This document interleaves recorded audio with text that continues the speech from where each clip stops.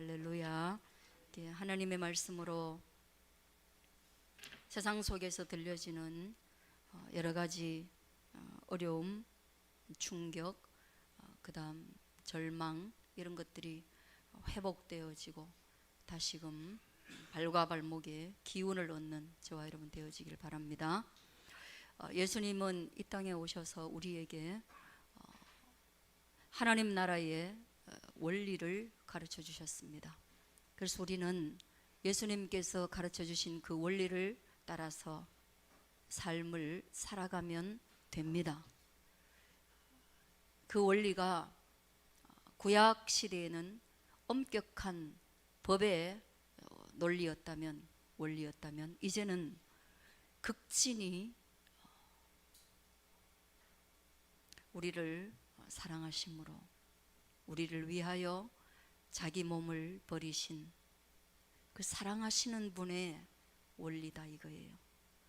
그러니 그 사랑 안에, 그 테두리 안에 머물러 있다면 우리는 오늘 주님이 말씀하시는 것처럼 정말 선한 열매, 성령의 열매, 좋은 나무요 좋은 열매를 맺을 수 있다.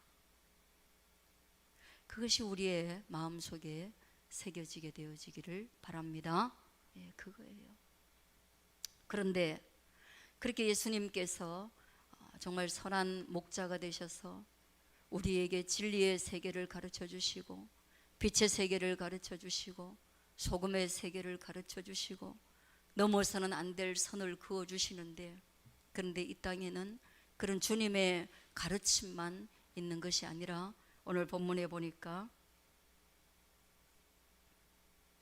거짓 선지자들이 있어서 우리가 그 거짓 선지자를 삼가해야 한다, 조심해야 한다, 이 말을 하고 있습니다.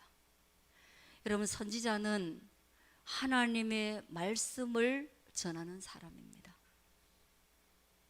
우리 모두는 어쩌면 하나님의 말씀을 전하는 일종의 또한 선지자일지도 모릅니다.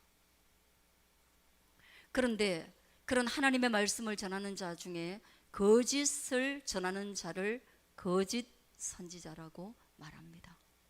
그건 하나님의 말씀을 왜곡한 자예요. 하나님의 말씀에 점과 핵을 추가하여서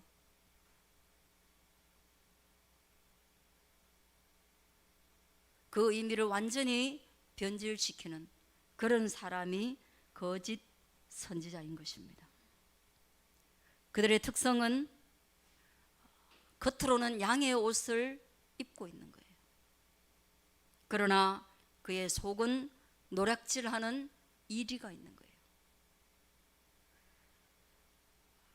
독일의 그림 형제의 작품 가운데 늑대와 7마리의 아기 염소라는 동화가 있습니다. 그 동화는 이 본문 그대로를 옮겨 놓았죠.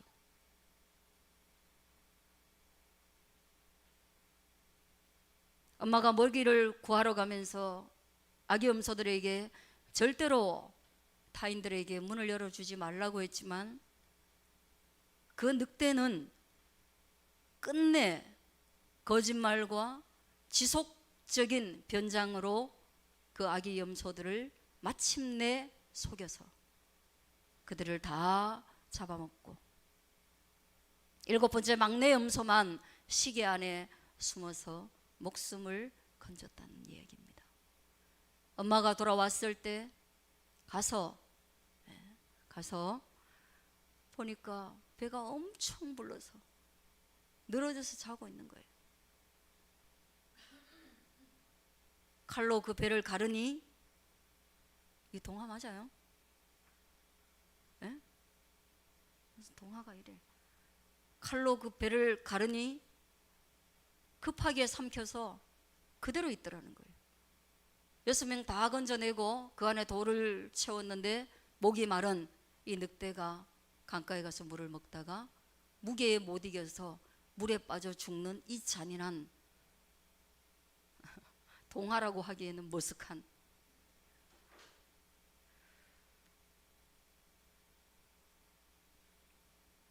양의 모습, 엄마의 모습, 그리고 변장, 목소리 변장, 털 변장, 그래서 넘어질 때까지 공략하는, 그게 바로 거짓 선지자들의 특징입니다. 그래서 우리는 조심해야 되는 거예요. 이것이 동화에만 있는 게 아니에요. 오늘날 지천에 저는 막 헷갈려요. 누가 옳은지 저도 헷갈리는데 여러분들이 얼마나 헷갈릴까.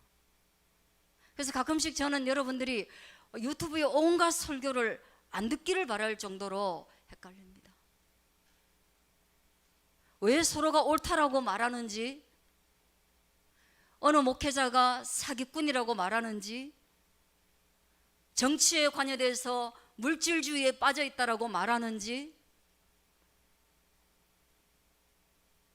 복음의 사람이 아니라 어떤 다른 이익단체라고 말하는지 모를 정도로 온갖 사람들이 그 정죄함에 노출되어져 있습니다. 저도 헷갈려요. 그러다 보니까 내 자신은 그러면 거짓 선지자인지 참 선지자인지, 나는 올바른 말씀을 전하고 있는지 나도 헷갈리는 것 같아요.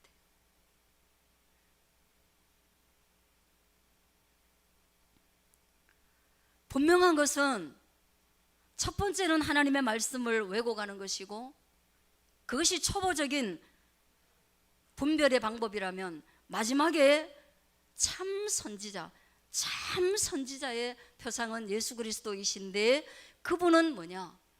그분은 우리를 위하여 자기의 목숨을 아끼지 않는, 그래서 겉과 속이 동일한, 더 나아가서 자기의 생명을, 우리 선택한 백성들의 생명을 위하여서 던질 수 있는 그분이 바로 참된 선지자요 참 목자라는 것을 기억할 수 있게 되어지길 바랍니다. 우리는 그분을 섬기고 있는 거예요.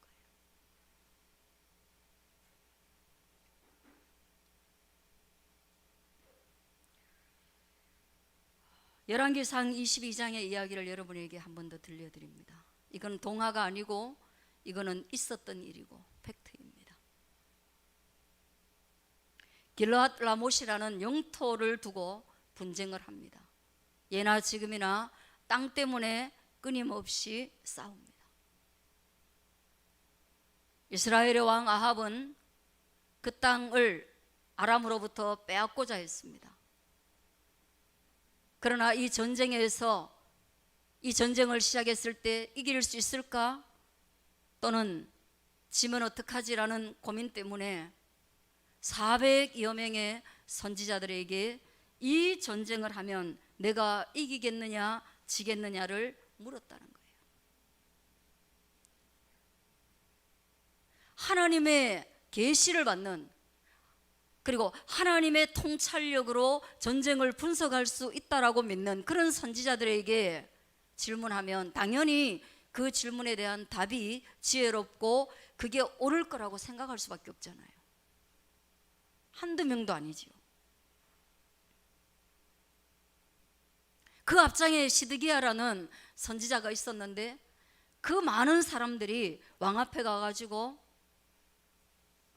왕께서 이 전쟁을 시작하시면 이 전쟁은 반드시 이깁니다. 이 전쟁은 왕의 승리를 줄 것이고, 그리고 더 나아가서 끝내는, 이 전쟁이 왕께 승리를 안겨줄 것이고 그 땅도 다시금 차지하게 될 겁니다. 이런 얘기를 하는 거예요. 그럼 왕은 그 얘기를 들었을 때 기분이 좋죠. 예, 전쟁에서 이긴다니까. 그리고 잃었던 땅을 내 땅이라고 생각했는데 남이 가지고 있는 그 땅 내가 가질 수 있다고 생각하니까 기분이 되게 좋죠. 그랬는데 유다의 왕이 여호사밧이 선지자 하나가 더 있다 이거예요. 예언에 능통한 선지자 하나가 더 있다 이거. 미가야라는 선지자인데 그 사람에게도 우리가 물어봐야 되지 않겠습니까? 활동이 그렇게 막 다양하진 않지만 그래도 이빠른 소리하는 그 숨은 선지자에게도 우리가 물어봐야 되지 않겠습니까? 라고 얘기했을 때 이 왕이 뭐라고 하냐면 그 사람은 지금까지 나한테 좋은 말 한 적이 한 번도 없다 이거예요. 왕께 있어서는 완전히 야당 역할을 했고 늘 야당 역할을 했기 때문에 내가 그 사람한테 물어보기가 겁난다 이거예요. 뻔하다. 그에게 물어보면 무슨 답이 나올지 뻔하다. 그래도 전쟁이라는 것은 너무나 중요하니 물어봅시다 하고 했는데, 물어보니까 이 미가야가 전쟁에 나가면 안 됩니다. 하늘의 환상을 보았어요. 미가야는 그 가운데 수많은 사람들이 나와서 누가 이 아합 왕을 꼬드겨 가지고 전쟁을 하게 할까, 그런 회의를 하는데 사람들이 말합니다. 내가 선지자들의 입에 거짓말을 담아주어 가지고 아합이 그 거짓말을 믿게 해서 전쟁에 나가서 패하도록 만들겠다. 이 하늘의 작전이 땅에서 이루어지는 그걸 목격하는 거예요.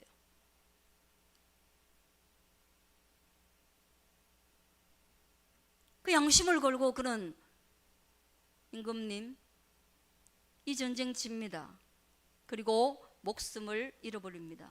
그러니 나가지 마십시오 라고 이야기를, 반대적 이야기를 하니까 이 시드기야가 미가야의 뺨따구를 때리면서 누가 너한테, 하나님의 영이 누가 언제 너한테 가서 그런 걸 말해 주었냐, 내게 있는 하나님의 영이 언제 너한테 갔냐, 내가 온전히 하나님의 뜻을 증거하는 선지자다 이러면서 그를 때려요. 그러면 여러분은 이 말을 듣고 여러분은 이런 상황에서 전쟁에 나가겠습니까? 전쟁에 안 나가겠습니까? 400대 1이에요. 여러분은 아마 우리는 어리석기 짝이 없어서 전쟁에 나갔을 겁니다. 용맹스럽고 의기양양하고 열정파인 사람은 201대 199 정도 돼도 나갈 판에 400대 1인데 안 나가겠습니까? 나갔습니다. 전쟁은 맹렬하게 벌어졌습니다. 그래도 이 예언의 말씀이 부담이 되었던지 자기가 왕인 것을 알아보지 못하도록 하기 위해서 그도 변장했습니다. 아방이 변장했어요. 왜? 다른 사람들에게 시야에 노출될까 봐 이 예언에 부담을 느꼈는지 나는 변장하고 당신은 변장하지 말고 왕의 옷을 입어라 다른 사람이 얘기해 놔놓고 자기는 변장해서 전장에 나갔습니다. 그리고 한참 전쟁이 진행되는 동안까지 무사했어요. 그런데 성경에 이렇게 기록하고 있습니다. 어느 병사가, 이름도 없는 병사예요. 그냥 전쟁 나면 그냥 무작위로 막 활 당기고 자기 죽을까 봐 막 아무 데나 쏘고 이렇게 쏘는데 우연히 활을 당겼는데 그 화살이 갑옷과 갑옷의 솔깃이 벌어진 그 사이에 팍 꼽혀가지고 치명타를 입고 피를 철철철 흘려가지고 수레에 끌고 가는데 빨리 이 전쟁터를 탈출해라고 왕이 명령을 했지만 전쟁이 너무 격렬해서 빠져나갈 길을 확보하지 못해서 끝내는 그 수레에 끈적끈적거리는 피가 고이도록 저녁이 되도록 못 나가서 거기서 아방이 죽게 됩니다. 거짓말은 노략질하는 이리가 있어서 끝내는 우리의 생명을 앗아가는 것이 바로 거짓 선지자들의 목적입니다. 여러분, 아방은 모르겠어요. 어디 갔는지 모르겠지만 육체의 생명을 우리가 잃어버리게 된다면 그것은 별 문제가 안 되겠지만 이 거짓 선지자, 이 노략질하는 이리가 영원한 우리의 생명을 앗아가는, 그래서 우리로 하여금 천국을 바라보는 눈을 잃어버리고 지옥에 이르게 하는 그런 생명을 앗아가 버린다면 여러분 어떻게 하겠습니까? 여러분 어떻게 할 거예요? 기가 막힌 노릇인 겁니다.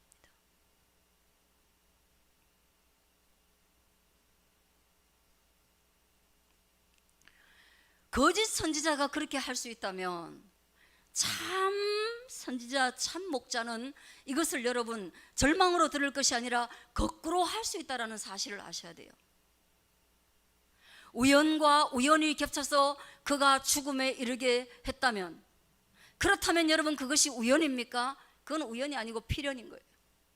반대로 참 선지자, 하나님의 말씀을 우리가 그 룰을 따른다면 그 선 안에 있고 하나님이 말씀하신 오늘 산상수훈의 교훈을 따라 우리가 삶을 절제하고 끊임없이 목자의 음성에 귀를 기울인다면 그것 또한 우연과 우연이 결합하여서 하나님의 은총의 역사를 만들어낼 수 있다. 그것을 믿을 수 있게 되어지길 바랍니다. 여러분, 우연이 겹쳐서 우리의 심장에 활이 꽂히는 것이 아니라 내가 계획하지도 않고 내가 땀 흘리지도 않고 내가 노력하지도 않은 집에 살게 되고 그 음식을 먹게 되는 은혜와 은총을 받을 수 있다면 그것이 바로 참된 선지자 예수 그리스도께서 말씀하시는 그 은혜의 테두리 안에 사는 저와 여러분의 운명인 것입니다. 할렐루야. 저는 그런 일 많이 겪었어요. 이거 내가 한 일 아닌데, 나는 이런 기술 없는데, 이게 웬일이지? 내 안에 있는 논리로 설명할 수 없는데 왜 이렇게 좋은 일이 나에게 벌어졌지? 이거 다른 사람의 모가지 같은데 왜 나한테 그 모가지가 왔지? 그는 뭡니까? 그것은 무엇입니까? 한 병사가 우연히 쏜 화살과 같이 그리스도 예수께서 나에게 은혜를 주시기 위해서 쏘신 그 은혜의 화살에 정말로 온갖 장애를 다 비껴가지고 저한테 도착한 그 선물이 아니겠습니까?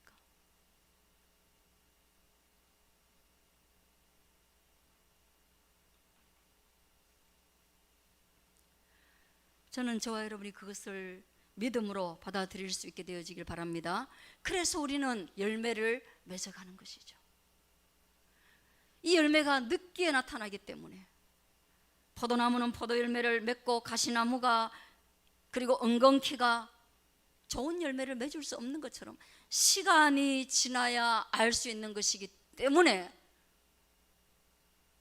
우리에게는 늘 혼란이 있어서 그 시간을 무엇으로 메꾸느냐? 하나님의 말씀으로 메꾸기를 바랍니다. 하나님 말씀으로 메꿀 수밖에 없어요. 다른 거 없어요. 이게 이 사람 좋은 사람인지 나쁜 사람인지 모르잖아요. 그리고 어떻게 메꿀 거예요? 이미 사랑에 빠지고 나면 나쁜 사람인 거 안다고 해가지고 여러분 벗어날 수 있어요? 쉽지 않습니다. 그러면 이 사람 어떻게 분별합니까? 열매가 맺힐 때까지 기다리면 되겠어요, 그게? 그러면 말씀 앞에서 이 산상수훈의 이 세 장의 말씀만으로도 사람을 분별할 수 있는 테두리가 수없이 나타나는 거예요. 그는 분노를 잘 내는가? 그의 순결에 대한 가치는 성경의 가치와 동일한가? 그는 구제를 은밀히 할 줄 아는 품격을 갖추고 있는가? 그는 인생이 자기에게 달려있지 않다라고 생각하며 골방에 들어가서 기도하고 있는 사람인가? 여러분 한번 보시면 되잖아요. 그리고 또 하나, 그는 장담하고 호언장담하는 그런 허식으로 가득한 사람인가? 야, 내가 너 손에 물 한 방울 안 묻히게 해줄게. 내가 너 50평짜리 아파트에 살게 해줄게. 내가 장담한다. 그런 쓸데없는 말 계속하는 사람, 그거 점수 많이 주면 안 돼요. 많이 주면 안 돼요. 그렇다고 해서 하나님은 없는 것처럼 맨날 비실비실하고 죽어가고, 그거 아니란 말이죠. 이거 보면서 그 시간, 기다려야 되는 시간을 주의 말씀으로 메꾸시고 그것으로 잣대를 삼아서 바라볼 수 있는 그런 저와 여러분 눈이 되어지기를 바라는 거예요. 그래서 끝내 이 말씀은 뭐예요? 한번 따라 하시겠습니다. 반석 위에 집을 짓는 자 되어라. 예, 우리에게 주님이 이를 우를 가르쳐 주시는 것은 뭐예요? 너희가 집을 짓는데 반석 위에 지어가지고 무너지지 않아야 되지 않겠느냐? 너희 인생이 헛수고로 끝나면 되겠느냐? 너희 인생이 빈손으로 왔지만 정말로 빈손으로 가야 되느냐 이 말이에요. 여러분, 우리가 공수래 공수가 그 불교에서 말하는데 우리 정말 빈손으로 왔습니다. 올 때는 빈손으로 왔어요. 예, 갈 때도 혹자는 말하기를 죽을 때 빈손으로 간다라고 말합니다. 그러나 여러분, 성경은요, 우리가 정말 빈손으로 간다고 말하지 않습니다. 왜? 하나님의 나라는 점과 동록이 없기 때문에 우리가 믿음으로 세운 모든 집은 우리가 들고 가는 것입니다. 할렐루야. 이 땅의 것은 가지고 갈 수 없지만 하늘나라의 것은, 믿음의 것은, 은총의 것은 가지고 갈 수 있다. 그러므로 공수레로 왔지만 너희가 공수가 하지 않는다. 너 빈손으로 가지 않는단 말이에요. 그러기 위해서 어떻게 해야 되느냐? 집을 짓는데, 너희 인생의 집을 짓는데 반석 위에 집을 지어야 된다. 모래 위에 짓지 말라는 거예요. 반석 위에 짓는다는 것은 무엇입니까? 참된 선지자가 말하는 그대로, 그 설계도 그대로 지어야 되는 거예요. 여러분, 집에 설계도 없는 집이 어디 있어요?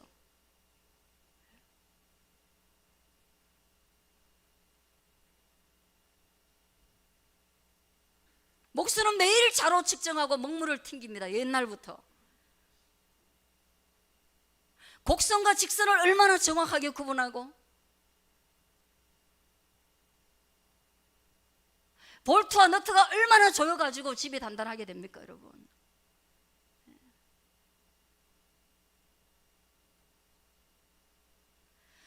그런 설계도를 오늘 예수님께서 우리에게 산 위에 오르셔서 말씀하실 때 그 설계도의 가장 핵심은 뭐냐? 너희가 기초 반석 위에 지어라. 모래 위에 지으면 무조건 무너진다는 거예요.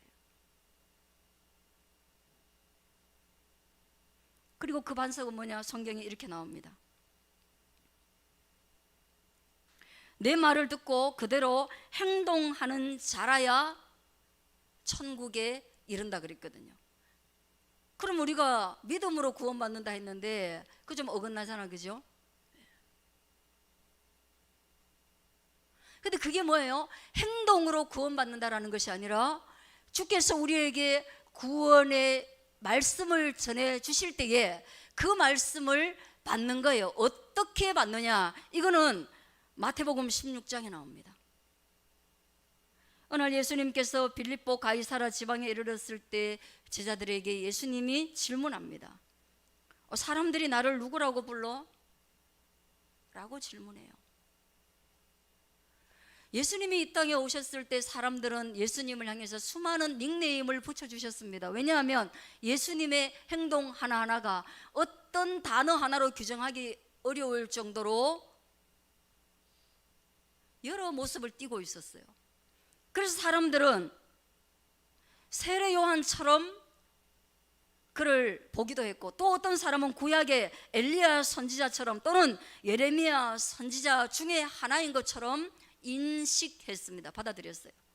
그런데 예수님이 제자들을 불러놓고 너는 그러면은, 사람들은 그렇다 치자 이 말이에요.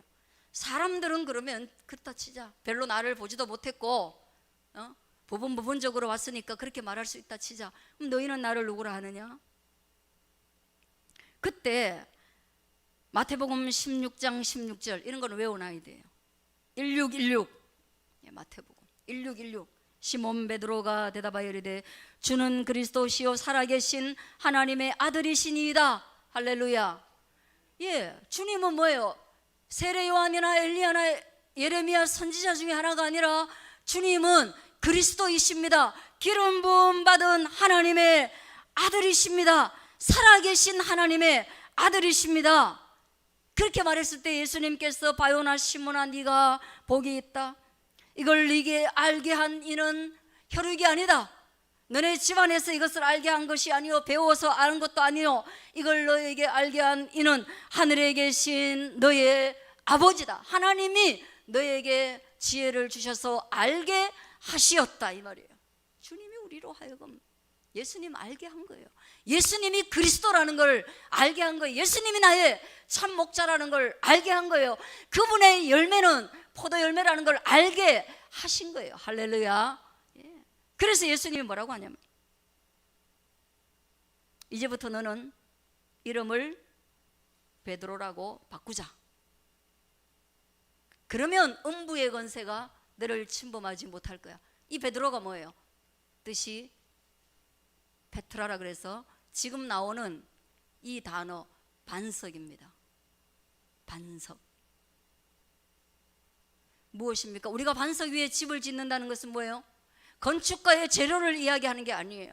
건축가의 재료를 통하여서 우리가 지어야 될 집은 무엇입니까? 주는 그리스도시요 살아계신 하나님의 아들이라는 그 믿음으로 인생을 살아라. 그러면 너의 집은 반석 위에 짓는 집이 될 것이고, 그것을 따르는 자가, 그것을 따르며 행동하는 자가, 그 믿음으로 사는 자가 바로 천국 구원을 얻는 자가 될 것이야. 이 말을 하는 거예요. 할렐루야.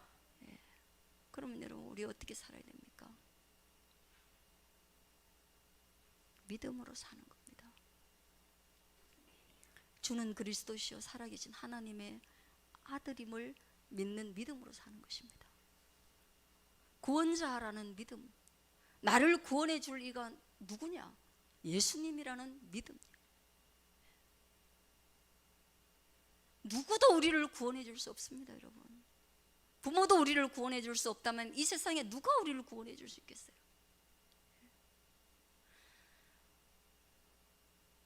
이 시대에는 산 앞에서 많은 사람들이 예수님을 쳐다보면서 뭔가 한 말씀 해주시기를 그토록 간절히 구하여서 끝내는 이 구원의 소식을 얻었어요. 너무 복되죠. 들어도 질리지 않는 이 보배로운 말씀을 그들이 들었어요. 이 말도 아름답지만, 이 내용도 아름답지만, 이것이 얼마나 좋은 은율로 우리에게 다가오는지 모릅니다. 속으로 읽어보고 또 소리내서 읽어보면 눈물이 터지지 않는 날이 없을 정도로 이 말씀은 우리에게 은혜로운 말씀입니다. 세상에는 이런 구원자 없습니다. 얼마 전에 청년 토크쇼에 초대를 받아서 갔습니다.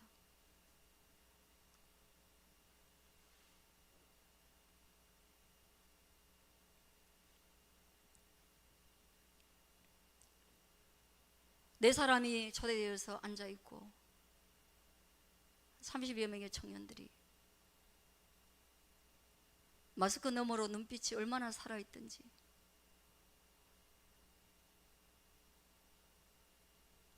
한마디 말을 듣고 그걸 적고 그 말 하나에 무슨 성공의 비결이 있을까? 눈을 반짝이면서 쳐다보는 그게, 저는 그게 슬펐습니다.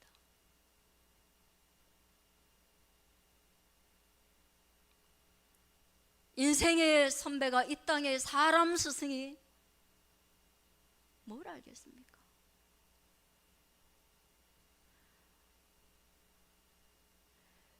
임금도 자기의 운명을 몰라서 늘 해명하기에 바쁘고 급급한데 사람 스승이 뭘 알겠습니까? 그렇게 눈을 반짝여야 될 이유가 없는데. 여러분, 오늘 영원한 우리의 구원자가 되시는 반석이신 예수 그리스도, 거기에서 터져나오는 샘물을 먹는, 그래서 영원히 목마르지 않는 그런 은혜를 이번 한 주간도 끊임없이 누리시고 거기에 시선을 고정하고 거기에 눈빛을 반짝이는 저와 여러분 되기를 축원합니다. 기도하겠습니다.